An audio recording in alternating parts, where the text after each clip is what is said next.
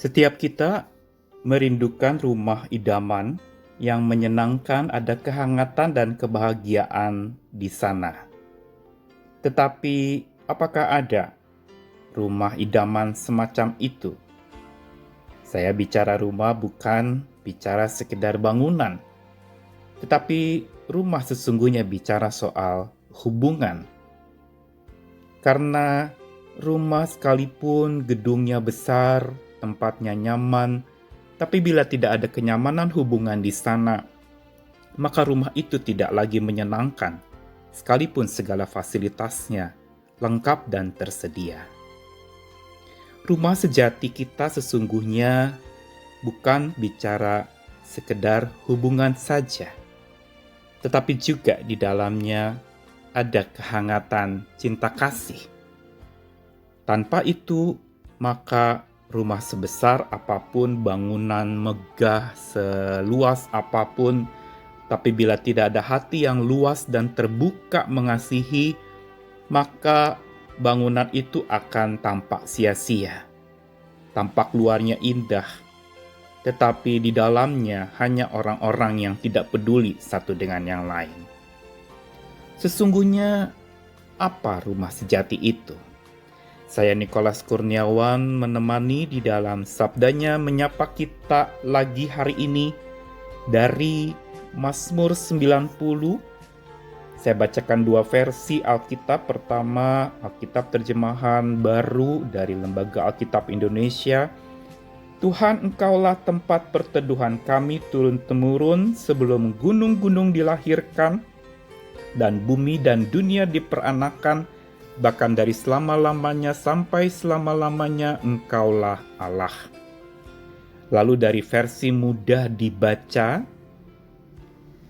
Tuhanku, Engkaulah rumah kami selama-lamanya, Engkaulah Allah sebelum gunung muncul, sebelum bumi dan dunia diciptakan. Engkau selalu ada dan selalu menjadi Allah. Mazmur 90 adalah mazmur yang dicatatkan sebagai doa Musa, abdi Allah.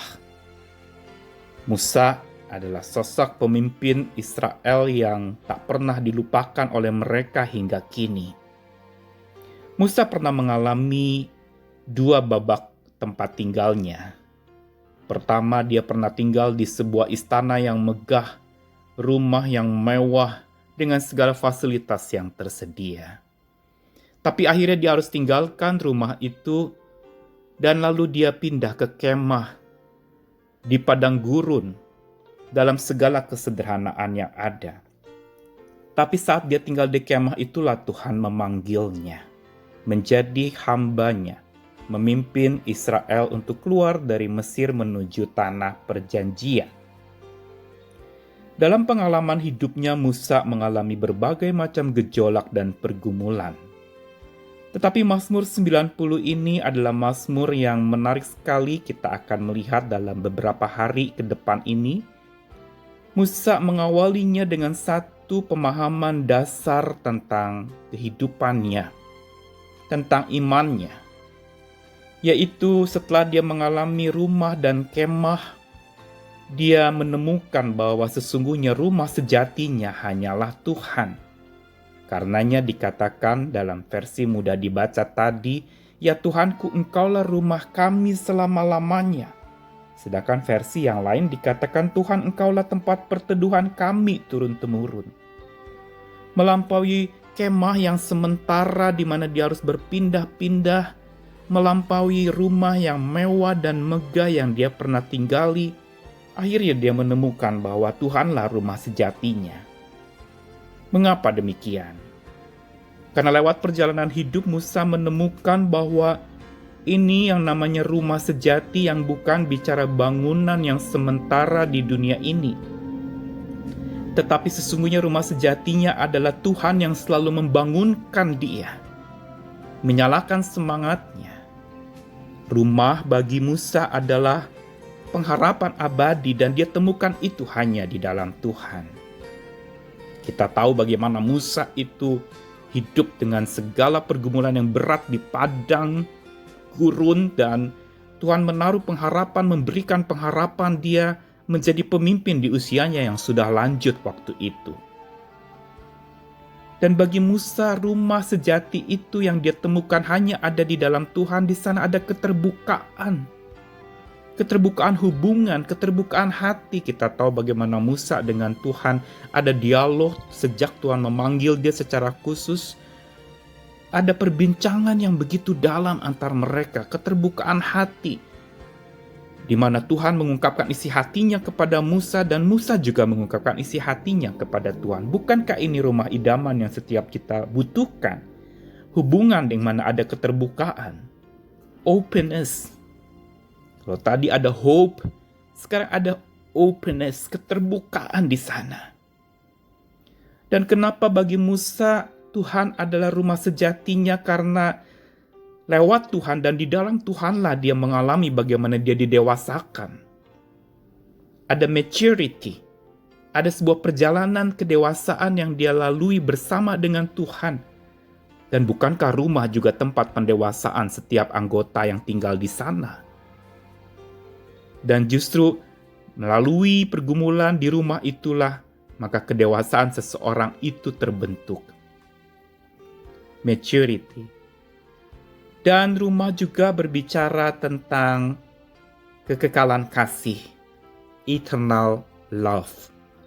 Dan inilah yang Musa dapati hanya ada di dalam Tuhan sebagai rumah sejatinya.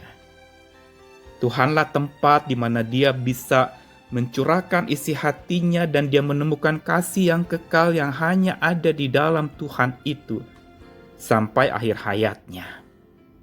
Inilah rumah bagi Musa. Bagaimana dengan kita? Apa rumah sejatimu? Bukan bangunan yang megah dan mewah, tapi biar rumah sejatimu hanyalah Tuhan yang membangunkan hidupmu menjadi pribadi yang berpengharapan, menjadi pribadi yang terbuka, menjadi pribadi yang dewasa, dan menjadi pribadi yang menerapkan kasih yang kekal itu dalam hidupmu bersama. Karena itu, nikmatilah rumahmu, Tuhanmu itu, jadi rumah sejatimu. Di dalamnya lah kita bisa bertumbuh menjadi dewasa.